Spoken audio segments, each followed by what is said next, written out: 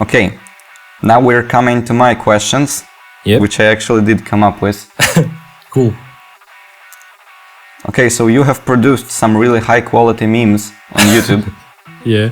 I think the first time I found out about you was the Dream Theater Opus video, which I think is just genius. Thanks. And you also made the Haken All-Star mashup. Yep. The Rudess with Dancing Crabs. Question is, how do you come up with things like that? How do you hear which songs you can mash up and make it work? Alright, so it's generally a matter of tonality. I don't want to get too much into advanced harmony, but it's generally, if it's in the same key, it will work, and a tempo that is rather close, or a key that is rather close. That's what I meant. Like, it has to be more or less the same scale, or a scale that will fit with it. And then if the actual pitch is a bit far apart, you can mash something in the middle. I think I pitched The Good Doctor a semitone down, and it's not really shocking when it's only a semitone, and especially when it's not vocals. So I kept the All-Star vocals normal and just pitched down The Good Doctor semitone down, and the tonalities were matching from there, and the tempo wasn't too far off as well. So yeah. On that one, I don't think it's the best mashup ever. It's more like, oh yeah, I'll just grab All-Star because it's a classic meme to mash up things with, and I think I try to think of like the best song that would fit with All-Star in Vector. I just thought, oh yeah, no one's done like an All-Star over something from Vector, so I just picked The Good Doctor because the tonality would fit well. Other than that, I haven't done that many mashups per se. And the Opeth one was kind of an old joke already, actually, that I came up with a few years ago, because I noticed that if you played on acoustic the intro to On the Back of Angels, but instead of a minor 6 going up to the minor 6, you went down to the tritone instead, it sounded like Opeth immediately. So a bit later I came up with the rest of the progression, and then I had fun making it a production that sounds like it was Opeth. And yeah, the Crab Rave Jordan Rudess one wasn't even my idea. Actually, it was Chris Pat that had this idea. And yeah, it's I've always known how to kind of sound like Jordan, so it wasn't hard to do. I did it really, really fast, actually. When he suggested it, I scrapped that really quickly. It was like most of the synth was improvised, actually. I just dialed in a synth patch that sounds like what Jordan uses usually, and improvised some fast pentatonic over the track, and it worked. Do you view memes as useful marketing strategy? Yes, it doesn't do everything. And it doesn't necessarily work for everyone, depending on your circle of people that you have in your social media, but it tends to work really well because because it gets shared a lot more easily. It always gets a lot of views more easily. Like the Meshuggah video that I did with some sentence mixing from Macron. I think it's close to 200,000 views now, and I think my EP is like at 300 views tops, maybe less, I don't know. Not 300, 3,000, I think, I hope. But like, it's always so much more immediately and so many more shares. And so if you can get people to discover about your music through something that was largely shared like this, it's always good. So sometimes it will work really well if your song is in the meme. Sometimes it doesn't even have to be like, I guess you're interviewing me right now about my EP, whereas you stumble on me because of some completely unrelated videos. So it is useful at the end of the day. I think any kind of exposure will eventually have a good outcome, I think. Unless it's like bad publicity for yourself, so avoid this, but yeah. how did you build your community? Because as you just mentioned, it's not like you have this massive success and exposure with your current projects, but in your Facebook group there are a lot of people who are very engaged and posting, and who you often see in other prog metal groups on Facebook. So how did you aggregate all those people around your music?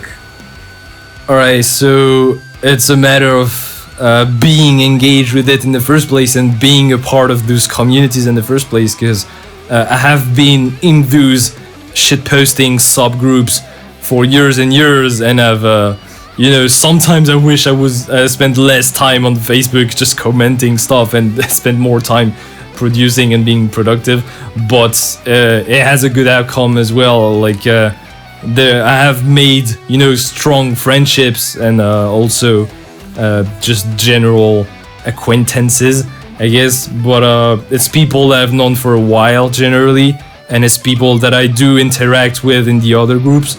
And so yeah, it was already feeling like a community before I started releasing music, so I was confident those people from those communities would be engaged into the shit posting around my music, because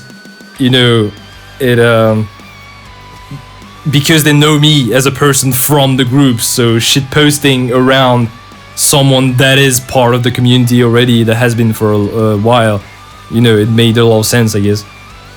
There's this traditional question: are you a cat or dog person? I will ask you, are you an Opus or Dream Theater person? Does it get harder every question?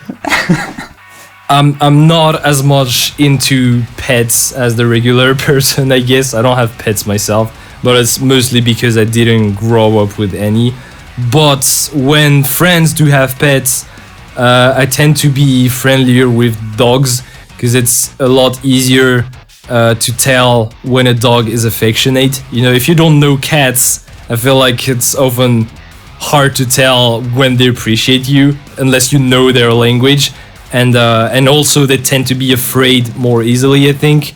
It might not be true, but as far as I've experienced, most cats were afraid of me and just running away or attacking me, whereas most dogs were just very friendly immediately and wanting to hug and stuff. So I tend to be more compassionate towards dogs because they've showed more affection to me. And Dream Theater versus Opeth, that's a really, really hard one. I don't know, I feel like no, I don't know, I can't tell. I really like them both. Both have been really important for me, I think, as a musician, so can't really choose one. Let's do Leprous versus Haken. Haken. Yeah, I'll choose Haken. I will still say that Aquarius is my favorite album of all time.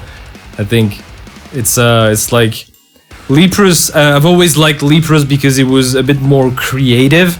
They were always fairly innovative, but Haken has a thing for hitting me in the right feelings, and Aquarius was top-notch for me because it also had a little bit of this descriptive music that I was talking that I want to nail with Archetype, that is movie-like. It's a concept album where you feel like the music is just describing what's going on in the concept and in the action. And I still love the late Haken, like the post-Affinity Haken, I would say, but it's closer to what Leprous is, which is more like songs. It feels more like a song that you listen to, just regular music, whereas there's something magical about the earlier Aquarius thing that I want to do with Archetype as well, that really puts you in a story and something kind of out of reality, I guess. It doesn't feel like clicking play on a song on Spotify anymore on a Sunday morning or something. It feels like being part of the adventure. So that's the thing I really affectionate. So Leprous didn't really ever do this in the first place, and Haken did. So Haken always had like a stronger place in my heart for having done this, at least. for me it was actually funny because I got into prog music heavily from Haken's The Mountain. Yeah. But in a year or two I switched to Leprose and didn't really like the post-mountain stuff too much, but Leprose I'm in love with the whole discography, and I'm not really into the concept album. It's cool if it's a concept album, but I don't really follow the story that much. Melodies and harmonies are my main focus, and the emotional arranging, Yeah. I think. And you have an Acid Airplane label. Yep. How does it work? I said yeah, but it's not mine, actually. But I mean, I'm more or less signed with it, I guess. But it's Gabe's label, Gabe from Delta Hill. And I don't actually really know how it works. Because at this stage, it's more like we're helping each other. Me, Gabe from Acid Airplane, and Dario from Immersion. We're like three people trying to start our things. Me with my music career, and Gabe with his label, and Dario with this management agency. And so right now we're kind of doing stuff together, the three of us. Yeah, it kind of started because I knew he was having this he was doing this label thing, and he was telling me that he needed more albums on his roster. And that it would help if I dropped something that was under his name. It would just help him with what he was doing, administratively with the label. So when I uploaded Sunlight Highlights to DistroKid, I just put the name of his label so he could say that it was released under his name, and it would be easier for him to have more albums on his roster. So I did that for this, but then. It's not like I'm super implicated into label relationships and that I'm knowledgeable about it at this stage. I'm just trying to see if I can help Gabe and if he can help me out, and that's kind of about it. Tell me more about how you produced your EP. Like the nerdy technical stuff. All the drums are programmed. I think I could say that to begin with. I didn't play them. I could play some parts, maybe not all of them, but there's some parts that I definitely could have played, but it would have been more effort and more time and more everything. And programming is often really convenient. And I program most of the bass for the same reason, actually, because if you're playing a more organic kind of music, and especially if you have different members and you want the personality of the members, it's always better to record their own performance on their own instruments. But in that case where I'm alone and I have a sound in my head and want to reach it quickly and productively, I just I go for something programmed, because especially in that kind of metal genre, especially when it's a bit techy and complicated, oftentimes it will eventually sound the same if you record real bass in those kind of gent albums. It will sound the same for a lot more effort.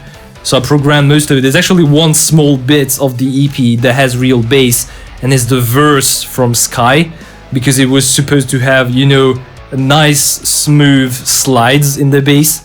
And so I recorded with my bass the verses from Sky, and then the rest of the entire EP is programmed.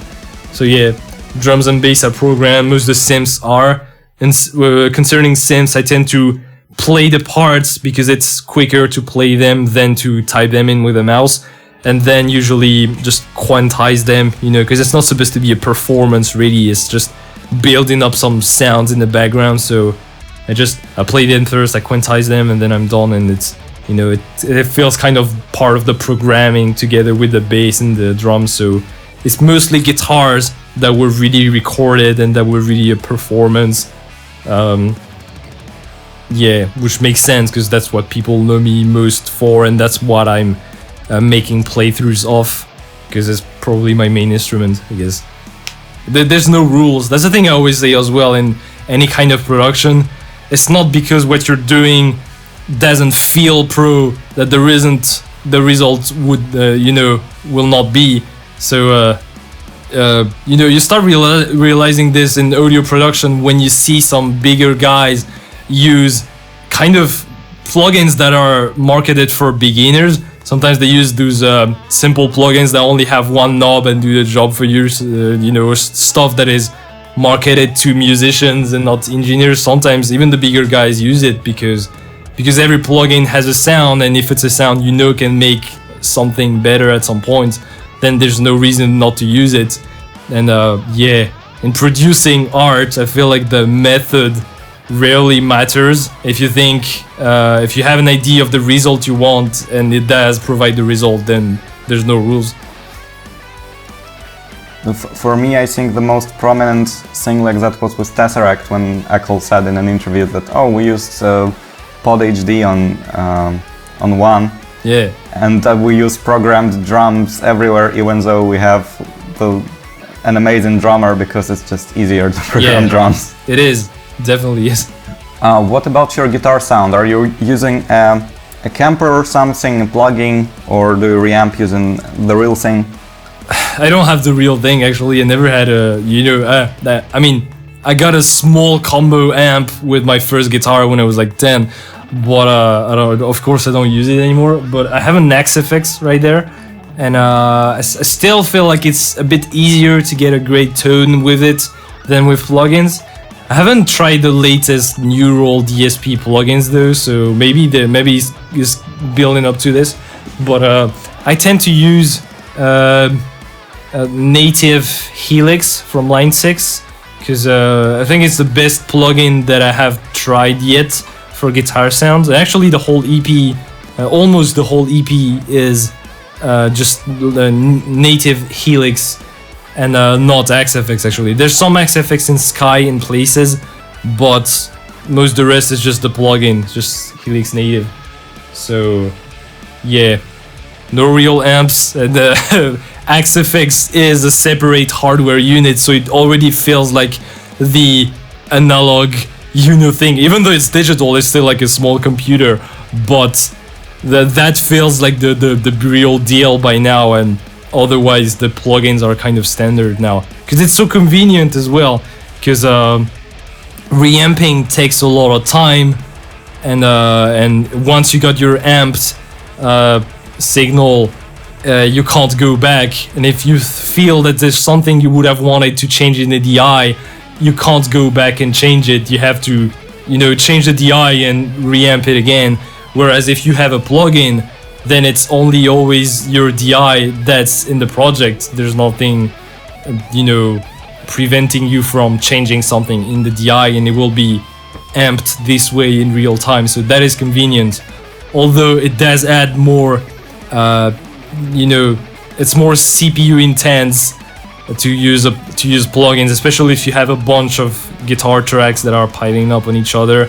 If you have tons of instances of a heavy plugin, it tends to make the whole project heavier. So sometimes having just an amp signal is really cool, because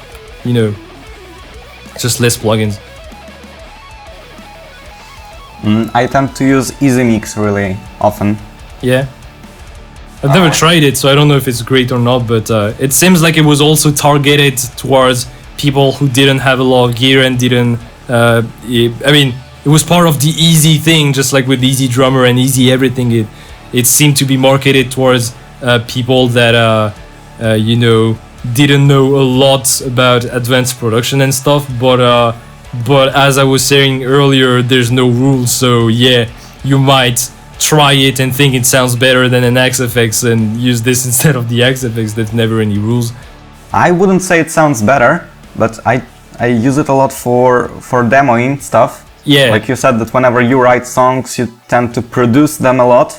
Yeah. To hear the final result. For me, I usually open a project, I slap on my favorite presets for guitars and bass, and it sounds like 60-70% good out of the box. What are your most anticipated albums this year?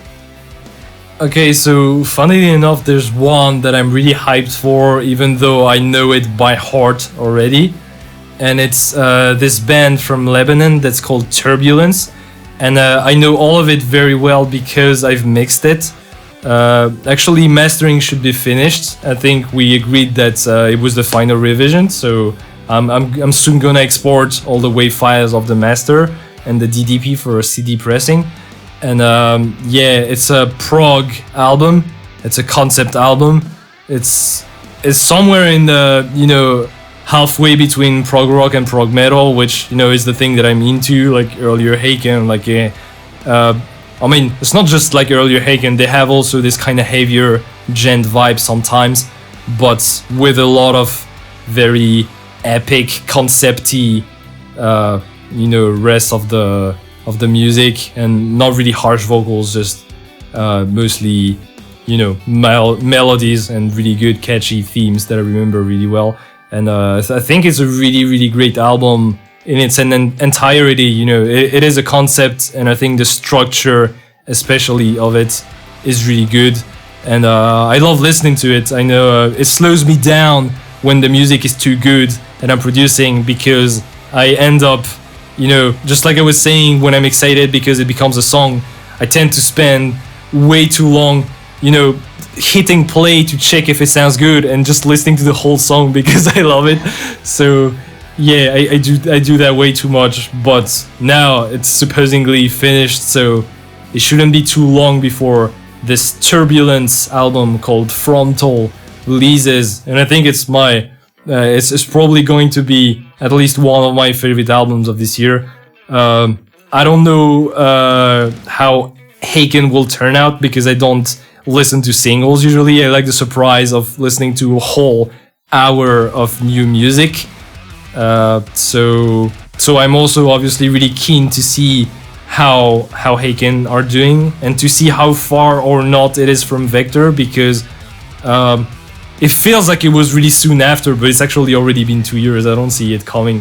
But the fact that the artwork is, you know, very close on purpose, and that all the aesthetics seem to be like the continuation of Vector, I'm really curious to see where it's gonna go right now, but no idea. So I guess those would be my two most anticipated records for this year. Do you want spoilers about Haken? Because I listened to it. Nah, I don't want spoilers. I want to have no idea what will happen. You know, maybe they're gonna release a bluegrass album or fucking, you know, Eurodance album, and I don't want to know anything about what it could be. I like hyping myself about having no idea what an album will be when it released. And I think it's a lot of inspiration can come from this, because we discuss that often with Marswin from Archetype, the fact that it's you can easily be inspired by music that you think isn't good enough, which is funny, because you would think, oh yeah, I draw inspiration from my favorite artists who are the best ever and I love them so much, but it tends to, I feel like for a lot of people, or at least me and Marswin, it tends to be like, and music inspires the most when it's not perfect, because if you listen to an album and there's nothing you would change about it, then, you know, it's not inspiring per se, I guess, or not always, compared to music where you get a tiny little bit of frustration, like, oh, it could have been so good if you used those musical elements, but in that fashion or in that style or with those other elements together, and it really inspires you to make something in the same vein but in a way that you think is better. And I think a lot of songs can birth out of this. So yeah, it can be really inspiring to have the time to imagine what something is going to be, even though you don't know yet, as in an album that you don't listen to singles of, because if you listen to the singles you can be like, alright, I guess the rest of the album will sound like this style that I know from this band, or maybe a little bit from that direction. But if you have no idea, you can start imagining, oh, what could be the kind of music that they could be releasing now, and you start having ideas that are a bit creative and original. And same thing, I've felt this a lot as well with intros from songs and albums, where I felt like the intro was really, really good.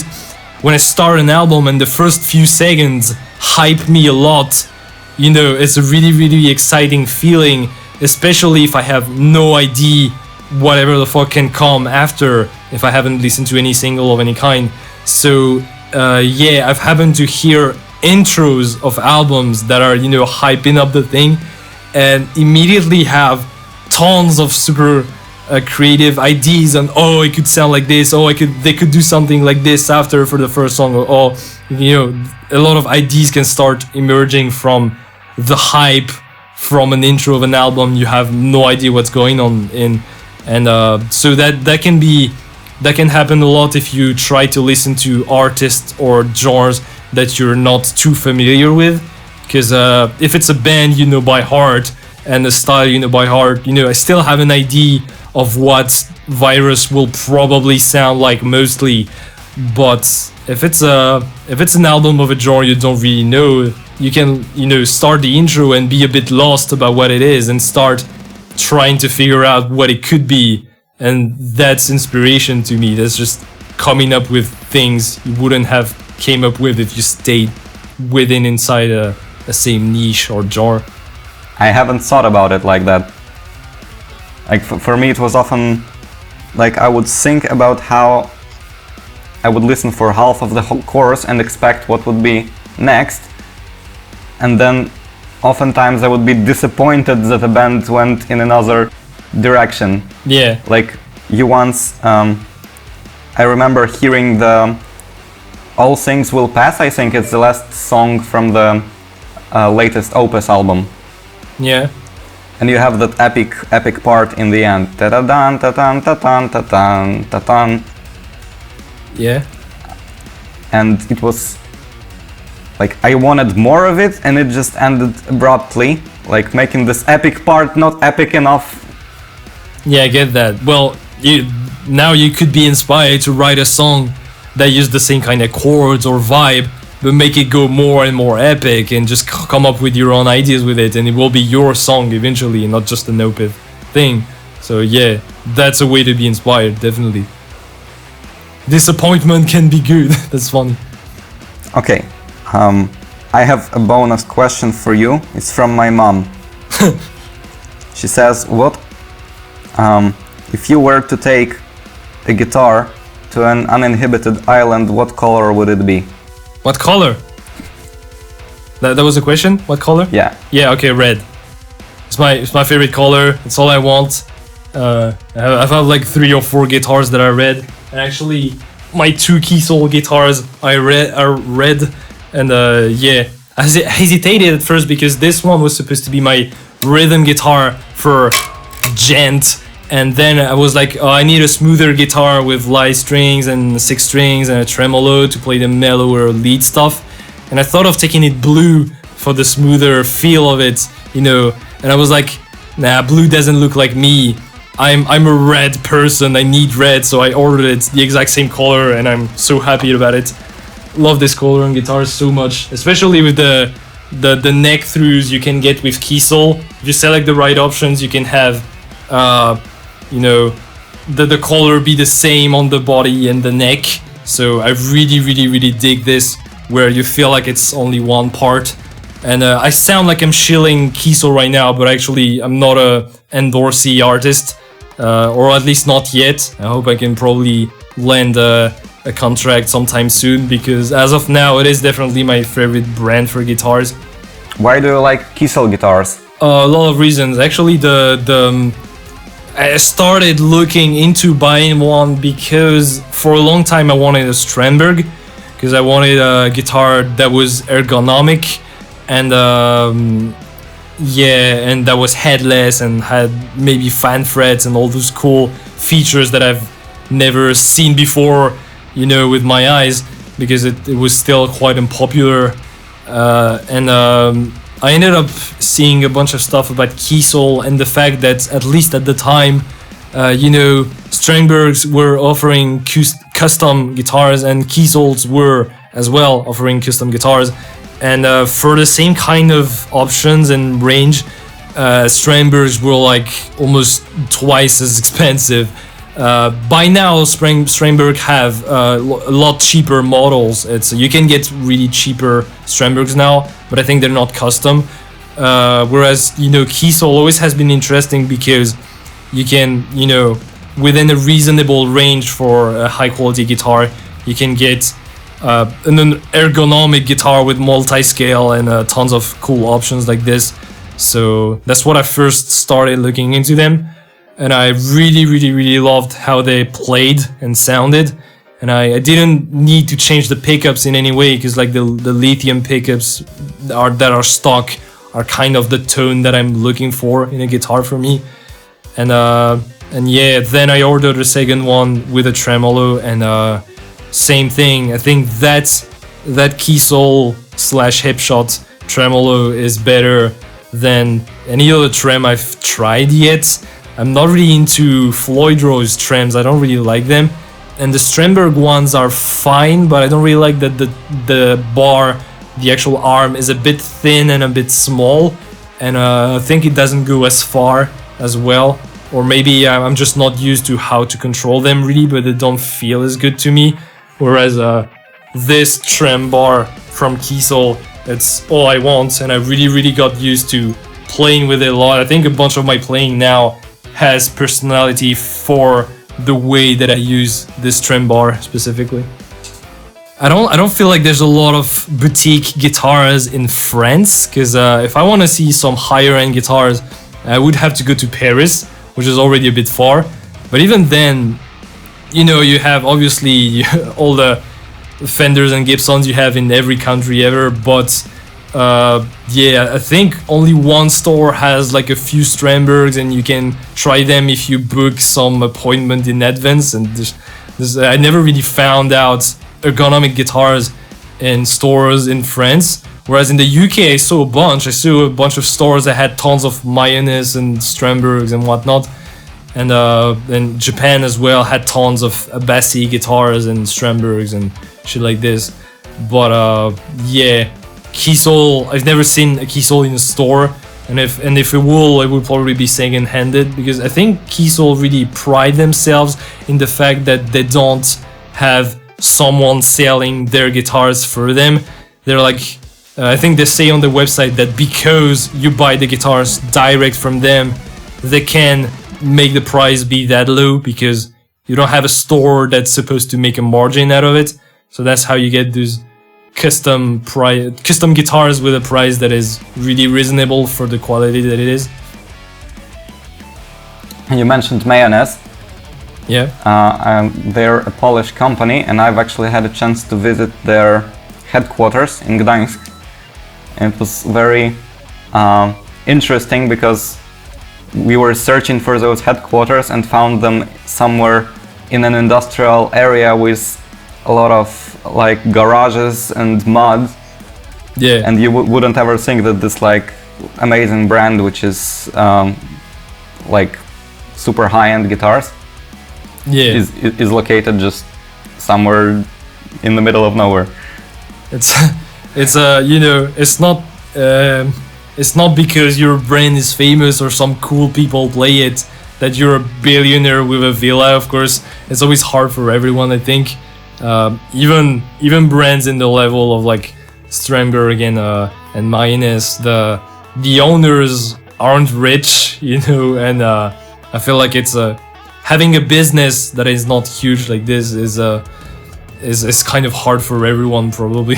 So you do what you can with what you can afford, I guess. But even then, it kind of ties back to what I was saying with like there's no rule with the methods. It's kind of this idea that if it's more convenient to rent a cheaper space to produce your guitars, then you have no reason to buy a good-looking area just to look cool on camera. I mean, you usually don't really need it. This is the product itself that's supposed to look good. So I was saying it ties back to this idea of no rules, because I feel that a lot with what's on camera as well. I'm kind of busy right now, so I make zero effort into cleaning up any of this. I try to find an angle for the camera right now where you don't see how much of a mess this room is. So like both this camera that I hope is still shooting and the laptop are just angling at places of the studio where you can't really tell the absolute horrible mess that it is. But yeah, when it's, you know, it's always the same idea that if it's not on frame, it doesn't matter.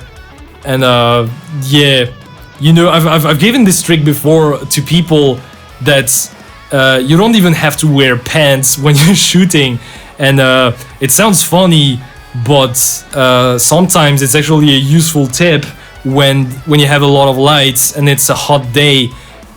You will actually sweat unnecessarily if you're wearing pants, I mean, and sometimes you can shoot, you know, fucking naked if it's not in frame. Who the fuck cares, you know?